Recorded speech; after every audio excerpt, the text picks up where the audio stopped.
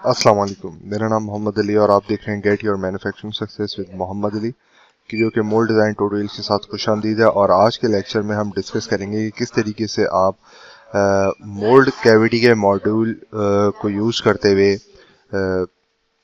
File create करेंगे। बिल्कुल initially हम चल रहे हैं। पिछले लेक्चर्स के अंदर हमने डिस्कस किया था कि मोल्ड डिज़ाइनिंग से पहले हमने किन चीज़ों को एनालाइज करना है। आज हम जो है वो प्रॉपर अपने मोल्ड कैविटी के मॉड्यूल का स्टार्ट करेंगे, किस तरीके से न्यू फाइल ओपन करनी है और क्या क्या सेटिंग करनी है। ठीक है, तो स्टार्ट करते हैं। फर्स्ट ऑफ ऑल हमने क्रिएट न्यू के ऑप्शन में जाना है।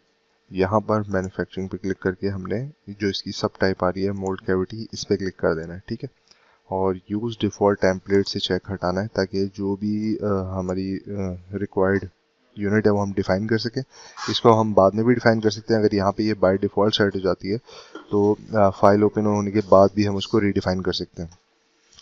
फाइल का नेम आपने प्रॉपर डिफ़ाइन करना है। जो भी आपका पर्टिकुलर मोल्ड है उसका यहाँ पे आपने नाम डिफ़ाइन करना है। मैं भी नाम डिफ़ाइन नहीं कर रहा हूँ, डायरेक्ट मैं ओके करके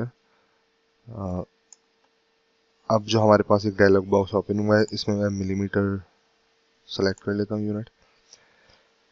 ठीक है, तो ये हमारे पास मोल्ड कैविटी का मॉड्यूल ओपन हो गया है। इसका इंटरफेस हम देख लेते हैं। उसके बाद हमने जो है वो एब्सोल्यूट एक्यूरेसी की सेटिंग करनी है, वो मैं इस वीडियो में बताऊंगा। और कौन कौन सी चीज़ें यहाँ पर अभी हमने आज के लेक्चर के अंदर देखनी है वो डिस्कस करते हैं।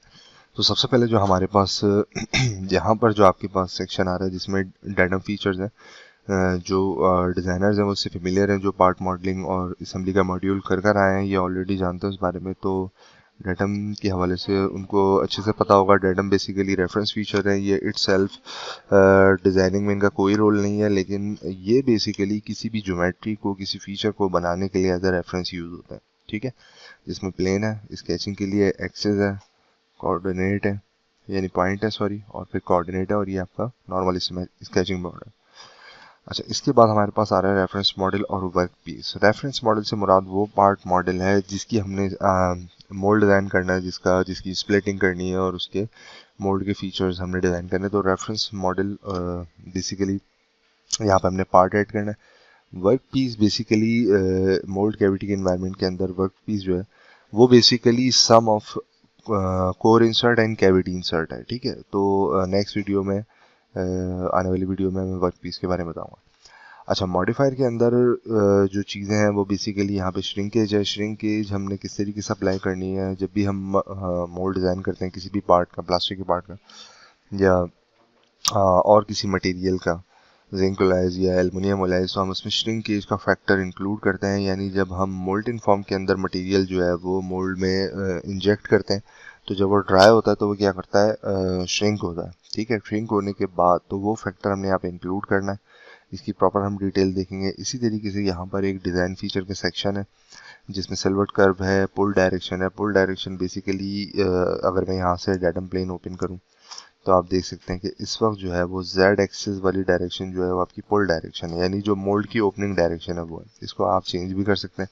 इसके बाद हमारे पास पार्टिंग सरफेस और मोल्ड वॉल्यूम है। ठीक है, तो ये बेसिकली हमने किस तरीके से वो पार्टिंग सरफेस सेलेक्ट करनी है जहाँ से पार्ट स्प्लिट होगा और कोर एंड कैविटी में कन्वर्ट होगा, और उससे रिलेटेड जितने भी कमांड हैं इसके अंदर मौजूद हैं। अच्छा, उसके बाद हमारे पास यहाँ पे मोल्ड कंपोनेंट है।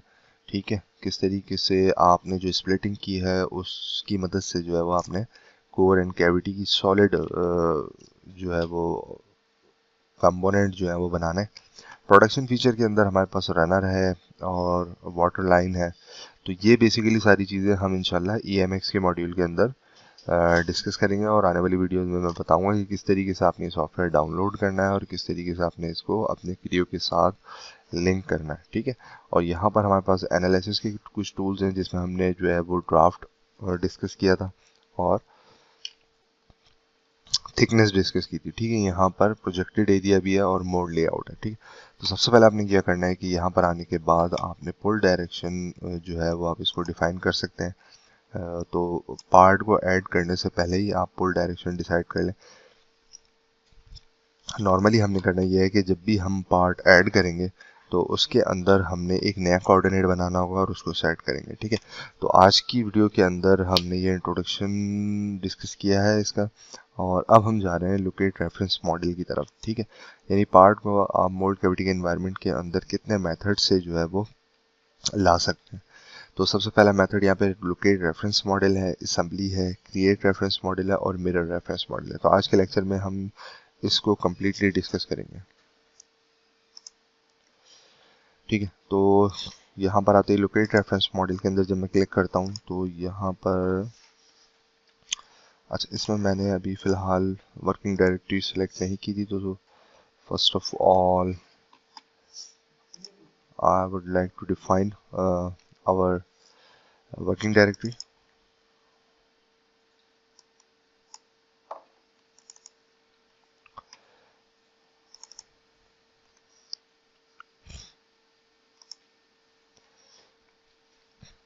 तो सबसे पहले जिस पार्ट को हम यहाँ पे, ये हमारे रेफरेंस मॉडल्स हैं, इनको इंशाल्लाह हम अपने आने वाले लेक्चर्स के अंदर जो है वो यूज़ करेंगे। तो सिंपल सा मैं पार्ट ले लेता हूँ और इसके ऊपर मैं आपको फर्दर आज के लेक्चर को हम इस पार्ट को यूज़ करते हुए कंप्लीट करते हैं। ठीक है, तो केसिंग का पार्ट है ये, मैं इंशाल्लाह इसका लिंक आपको जो है वो वीडियो के साथ डिस्क्रिप्शन में मिल जाएगा, तो वहाँ से ये पार्ट आप डाउनलोड कर सकते हैं और डायरेक्ट अपनी वर्किंग कर सकते हैं। पार्ट मॉडल बनाने में आप अपनी टाइम वेस्ट ना करें, मोल्ड डिज़ाइनिंग के ऊपर आप इस कोर्स में फोकस करें। ठीक है, तो सबसे पहले जब मैं इस पार्ट को ओपन करता हूँ, ठीक है, तो यहाँ पे ये मेरे पास पार्ट आ रहा है श्रिंकेज। ठीक है, तो यहाँ से मैं इसको क्लोज करता हूँ। अब हमने बेसिकली इसको वर्किंग डायरेक्टरी सेलेक्ट कर लिया, रेफरेंस मॉडल में जाके हमने लोकेट रेफरेंस मॉडल करना है और इस केसिंग के पार्ट को ओपन कर लेना है।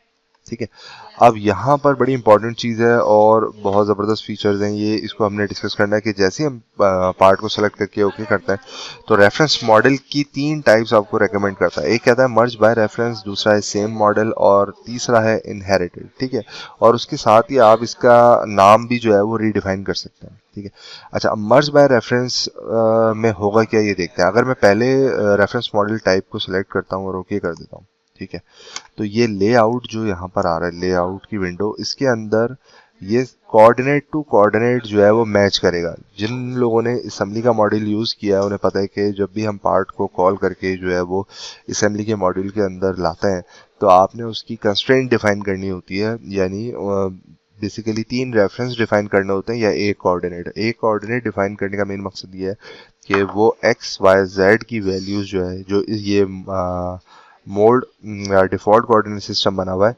ये बेसिकली लिंक कर जाएगा आपके पार्ट मॉडल के वर्क कोऑर्डिनेट के साथ। ठीक है, तो यहाँ पर जब हम इसको प्रीव्यू पे क्लिक करते हैं,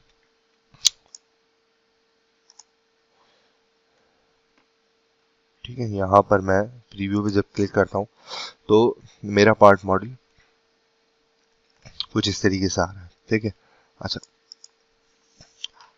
दूसरी जो चीज़ है वो बड़ी इंपॉर्टेंट ये है कि मैं इसको फिलहाल ओके कर देता हूँ। जो चीज़ मैं समझाना चाह रहा हूँ पहले हम उसको देख लेते हैं, फिर इसकी पुल डायरेक्शन को हम सेट करेंगे। ये अभी हमारी जो एक्चुअल मोड की ओपनिंग डायरेक्शन है उसके अकॉर्डिंग ये पार्ट नहीं है। ठीक है, तो हम ओके कर देते हैं एंड डन एंड रेडा। तो जैसे ही हमने पार्ट यहाँ पे ऐड किया है, आप देख रहे हैं कि इस पार्ट के अंदर जो है वो कमांड ट्री शो नहीं हो रही है। यहाँ पे एक एक्सटर्नल मर्ज आईडी आ रही है, यानी जो हमारे पार्ट, जिन कमांड्स की मदद से हमने ये पार्ट को कंप्लीट किया था वो यहाँ पे नहीं आएंगी। ये इसको समझ लें कि एक इसकी कॉपी बना दी है इसने। ठीक है, अच्छा, अब मैं आपको पार्ट सेपरेटली ओपन करके दिखाता हूँ। यहाँ पे मैं ओपन के ऑप्शन में जाके ये पार्ट, सॉरी, ये कैमरे का पार्ट ओपन हो गया, ये केसिंग का पार्ट हम ओपन कर लेते हैं। ठीक है, अच्छा, अब लेट सपोज अगर मैं मोल्ड डिज़ाइन करते हुए इस पार्ट के अंदर कुछ ज्योमेट्रिकली चेंजिंग करता हूँ।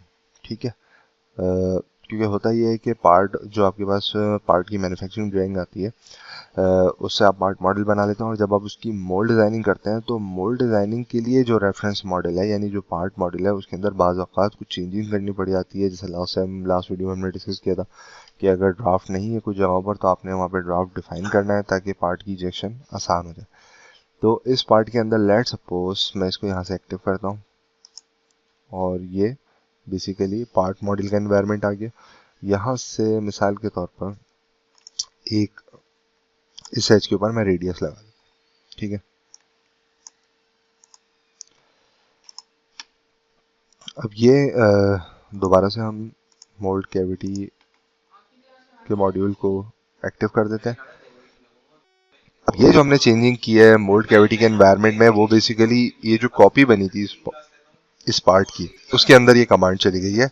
एक्चुअल में अगर हम अपने पार्ट को देखें, जो पार्ट मॉडल के एनवायरनमेंट में हमने बनाया था, यहाँ पर वो चेंजिंग नहीं आई है। इसका सबसे बड़ा बेनिफिट ये है कि आपका जो एक्चुअल पार्ट है वो अपनी एक्चुअल डायमेंशन के ऊपर सेव रहता है। और अगर आप पहला ऑप्शन यूज करते हुए पार्ट को ऐड करते हैं तो उसके अंदर जो भी आप ज्योमेट्रिकली चेंजिंग करेंगे या मोल्ड के एस्पेक्ट से जो है वो फीचर्स ऐड करेंगे, तो वो आपके रेफरेंस पार्ट के अंदर ऐड नहीं होगा, यानी ये एक सेपरेट कॉपी बन जाती है, ठीक है। तो इसको अब मैं डिलीट कर देता हूँ यहाँ से। अच्छा, इसके बाद अगर हम लोकेट रेफरेंस मॉडल में इसी पार्ट को दोबारा सेलेक्ट करते हैं और सेम मॉडल पे क्लिक कर देता है, ठीक है। तो सेम मॉडल में अब क्या चेंजिंग आएगी वो देखते हैं। ओके, और यहाँ से मैं इसको फिलहाल ओके कर देता हूँ, ठीक है। और जब हम यहाँ से जो हमारा पार्ट ऐड हुआ है इसको मैं यहाँ से एक्सपेंड करता हूँ, तो यहाँ पर अब दूसरे वाले ऑप्शन को यूज़ करते हुए जो मैंने पार्ट ऐड किया है, ये मेरे पास तमाम इसमें कमांड ट्री के अंदर तमाम कमांड्स जो है वो शो हो रही हैं, ठीक है। अब अगर मैं इसको एक्टिव करने के बाद मोल्ड के एस्पेक्ट से कोई फीचर ऐड करता हूँ, लेट सपोज यहाँ पे मैं जस्ट रेडियस ऐड कर रहा हूँ सिर्फ समझाने के लिए, और ओके कर देता हूँ, तो क्या ये कमांड मेरे एक्चुअल पार्ट के अंदर आ रही है? जी हाँ, बिल्कुल आ गई है। ये देखें, यहाँ पर ये राउंड आ गया और ये राउंड इधर भी ऐड हो गया, ठीक है। यानी बेसिकली दूसरे वाले ऑप्शन को जब हमने यूज किया तो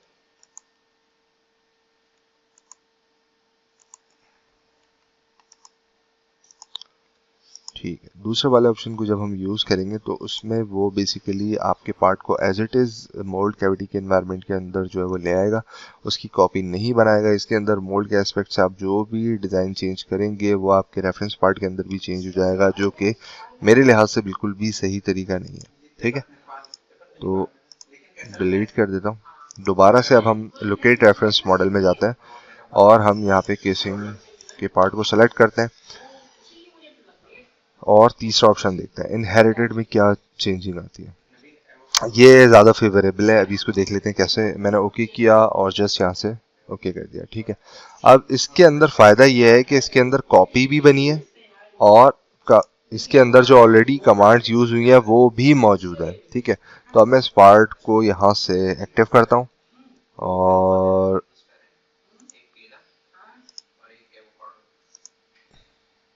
ठीक है, मैं यहाँ से इसको एक्टिव करने के बाद अगेन एक कमांड ऐड करता हूँ, ठीक है। अब ये यहाँ पर एक डिफरेंट कमांड मैंने ऐड की है, क्या ये मेरे एक्चुअल पार्ट के अंदर ऐड हुई है? नहीं हुई, ठीक है। तो दूसरा ऑप्शन में एडवांटेज ये है कि तीसरे ऑप्शन में आपके पास एडवांटेज ये है कि आप अगर रेफरेंस मॉडल को लोकेट करते हैं और तीसरी टाइप सेलेक्ट करते हैं तो उसमें आपके पास दो फायदे ये होंगे कि एक तो कॉपी भी बन जाएगी, सेपरेट कॉपी बन जाएगी, उसके अंदर आप कोई भी चेंजिंग करेंगे तो आपके एक्चुअल पार्ट मॉडल के अंदर वो चेंजिंग ऐड नहीं होगी। और दूसरी चीज़ ये है कि हमारे पास प्रीवियस पार्ट, ये इस पार्ट मॉडल से रिलेटेड जो कमांड ट्री था वो कम्प्लीटली यहाँ पर आ जाएगा, ठीक है। मिसाल के तौर पे ये इसकी मैं सप्रेस करूँगा तो ये ठीक है,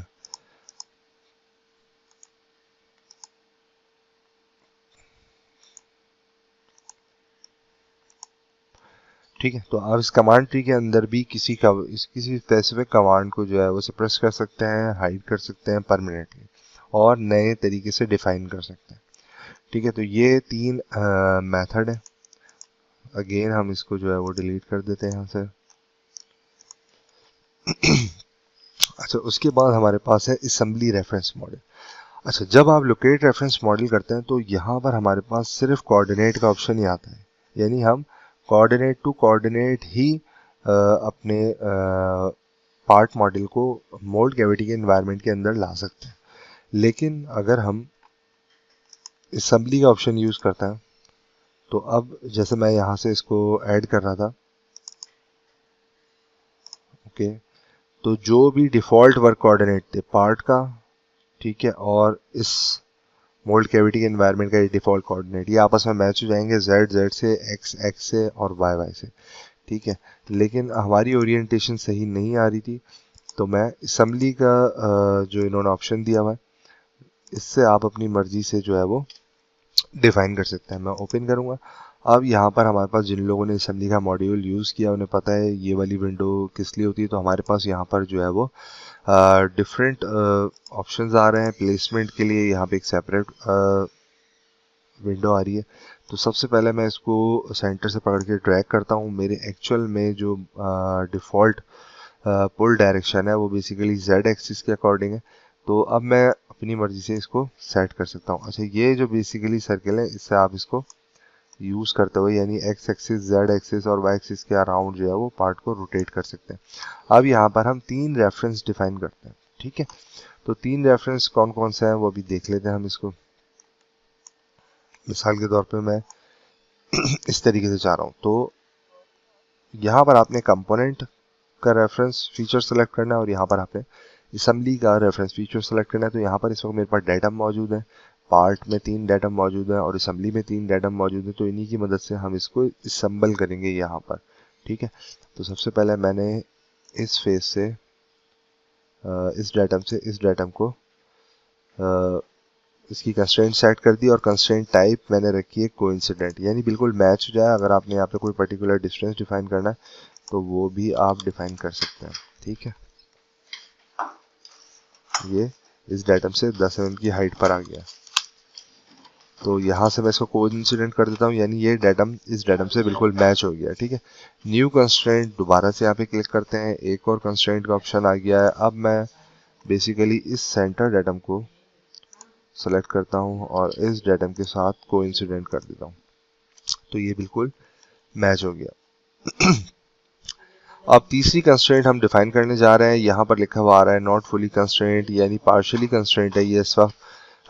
और अगर हम देखें तो ये एरो की जो डायरेक्शन है ये अभी जो है वो लॉक नहीं हुई है, बाकी ये 2 एरो की डायरेक्शन जो है वो लॉक हो चुकी है। तो यहाँ से जनाब हम ये डेटम सेलेक्ट कर लेते हैं और ये वाला डेटम, ठीक है। तो ये डिस्टेंस का ऑप्शन दे रहा है, मैं इसको कोइंसिडेंट कर सकता हूँ, लेकिन फिलहाल मैं इसको कोइंसिडेंट नहीं करूँगा। मैं डिस्टेंस में जाके 50 mm डिफाइन करता हूँ ताकि हम आगे के ऑप्शन समझ सकें, ठीक है। देन हमने ये यहाँ पे लिखा हुआ आ रहा है फुली कंस्ट्रेंट, अब हम ओके कर देंगे। इसके बाद दोबारा से यही विंडो ओपन होगी जिसमें आपने जो है वो मॉडल की टाइप सेलेक्ट करनी है, मर्ज बाय रेफरेंस, जिसमें सिंपल कॉपी बन जाएगी, कमांड ट्री नहीं आएगा। सेम मॉडल में एज इट इज़ पार्ट आ जाएगा, उसके अंदर आप यहाँ पर जो भी चेंजिंग करेंगे आपके एक्चुअल पार्ट के अंदर भी वो चेंजिंग हो जाएगी। इनहेरिटेड में ये होगा कि आप ये एक कॉपी बनाएगा और साथ में जो है आपको कमांड ट्री भी देगा, यानी वो कमांड जिसकी मदद से आपने ये पार्ट मॉडल बनाया। तो मैं इस पर क्लिक करूँगा और ओके कर दूंगा, ठीक है। तो ये मेरा पार्ट जो है वो यहाँ पर ऐड हो चुका है। तो ये हो गया असेंबल रेफरेंस मॉडल, ठीक है। अब हम देखते हैं कि create reference model. Create reference model का मतलब है कि आप इस एनवायरनमेंट के अंदर रहते हुए पूरा पार्ट मॉडल बना सकते हैं, ठीक है। तो यहाँ से रेफरेंस मॉडल पे मैंने क्लिक किया, क्रिएट रेफरेंस मॉडल पर आ गया और यहाँ पर हमारे पास जो है वो टाइप आ रही है जो लेट सपोज हम यहाँ से अगर न्यू करते हैं और पार्ट पे जो सब टाइप आ रही होती है सॉलिड, तो यही 2 ऑप्शन जो है वो यहाँ पर आ रहे हैं। क्रिएट रेफरेंस मॉडल में पार्ट है, सॉलिड है, यहाँ पे आपने प्रॉपर नाम डिफाइन करना है, देन ओके कर देना है और यहाँ से क्रिएट फीचर पे क्लिक करना है, ठीक है। तो आपके पास ये पार्ट मॉडल का एनवायरनमेंट ओपन हो जाएगा। एक सेपरेट पार्ट अब यहाँ पे स्टार्ट है बनने के लिए। अब आप तमाम कमांड्स को यूज करते हुए एक पार्ट मॉडल यहाँ पे बना लेंगे, ठीक है। लेकिन ये अच्छी प्रैक्टिस नहीं है। जब भी आप मॉडल डिजाइनिंग करें तो आप पार्ट जो है वो सेपरेट पार्ट मॉडल के मॉड्यूल के ऊपर बनाएं और देन उसको जो है कॉल करके इस मोल्ड कैविटी के एनवायरनमेंट में लेकर आए, ठीक है। तो ये एक इन्होंने ऑप्शन रखा हुआ है। अच्छा, अब हम आ जाते हैं यहाँ पर मिरर रेफरेंस मॉडल। ठीक है, तो मिरर रेफरेंस मॉडल के लिए हमारे पास पहले से कोई पार्ट यहाँ पे मौजूद होना चाहिए। तो मैं दोबारा से कंट्रोल Z करके देखता हूँ। ठीक है, हम दोबारा से एक पार्ट पहले ऐड कर लेते हैं और फिर उसको हम मिरर कर लेते हैं, क्योंकि बाज़ औक़ात हमारे पास मोल्ड के लेआउट में मल्टी कैविटीज़ होंगी, तो वो हम डिटेल में देखेंगे मिरर किस तरीके से आप कर सकते हैं। ठीक है, अच्छा, मिरर करने के लिए पहले मैं अपने पार्ट मॉडल के अंदर यहाँ पर सिर्फ समझाने के लिए आप लोगों को एक कमांड यहाँ पर मैं ऐड कर रहा हूँ।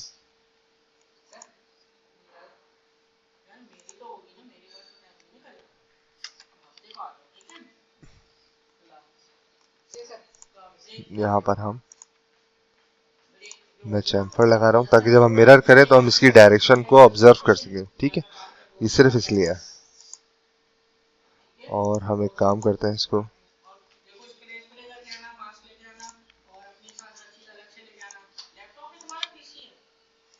इसका कलर भी चेंज कर देते हैं।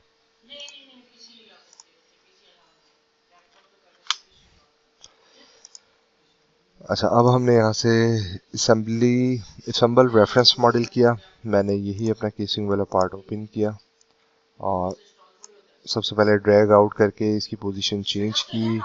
अब मैं क्विकली जो है वो इसके 3 रेफरेंस डिफाइन कर देता हूँ जो मैं इसके लेआउट के अंदर रखना चाह रहा हूँ। तो फर्स्ट ऑफ ऑल ये डाटम सेलेक्ट कर लेता हूँ, कोइंसिडेंट, देन न्यू कंस्ट्रेंट, फिर ये वाला डाटम ले लेता हूँ मैं, देन न्यू कंस्ट्रेंट,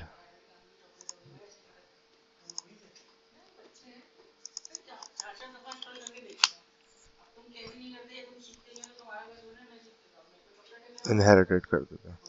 ठीक है, तो ये हमारे पास एक्चुअल पार्ट ऐड हो गया है। यहाँ पे वो डिज़ाइन फीचर आ रहा है जो मैंने पार्ट के अंदर चेंज किया था। अब हम यहाँ से इसका जो लास्ट ऑप्शन है मिरर रेफरेंस मॉडल, इसको देखते हैं। ठीक है, तो मिरर रेफरेंस मॉडल पे हम क्लिक करेंगे। यहाँ पर हमारे पास एक विंडो ओपन हुई है जो हमसे कंपोनेंट का पूछ रही है, मिररिंग प्लेन पूछ रही है, उसका नाम यहाँ पे हमने डिफाइन करना है। ठीक है, तो हम यहाँ से इस मॉडल को सिलेक्ट कर लेते हैं।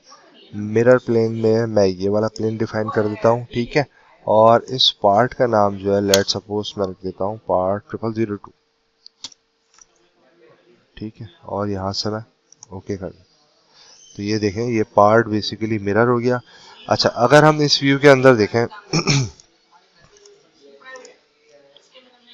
ठीक है, यहाँ पर चैम्फर जो है वो लेफ्ट साइड पर है और यहाँ पर जो चैम्फर है वो बेसिकली राइट साइड पर है। इट्स मीन क्योंकि इसकी सारी ज्योमेट्रीज जो है वो सिमेट्रिकल थी, इसलिए मैंने ये चैम्फर यहाँ पे ऐड किया है, ताकि हम हमारे पास जब पार्ट मिरर हो, सेकंड पार्ट जब मिरर हो तो एक्चुअली उसकी मिरर कॉपी यहाँ पे आनी चाहिए। ठीक है, तो ये वो 3 मेथड है, 4 मेथड है जिससे आप पार्ट को 3 मेथड है जिससे आप पार्ट को ऐड कर सकते हैं और मोल्ड कैविटी के एनवायरनमेंट में पार्ट क्रिएट भी कर सकते हैं। ठीक है, इस वीडियो को यहीं तक रखते हैं। नेक्स्ट वीडियो में इंशाल्लाह मैं आपको बताऊंगा कि वर्क पीस क्या है, वर्क पीस आप कितने मेथड से बना सकते हैं।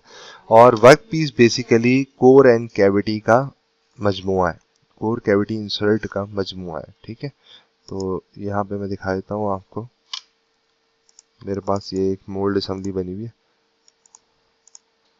ये बेसिकली कोर एंड कैविटी है।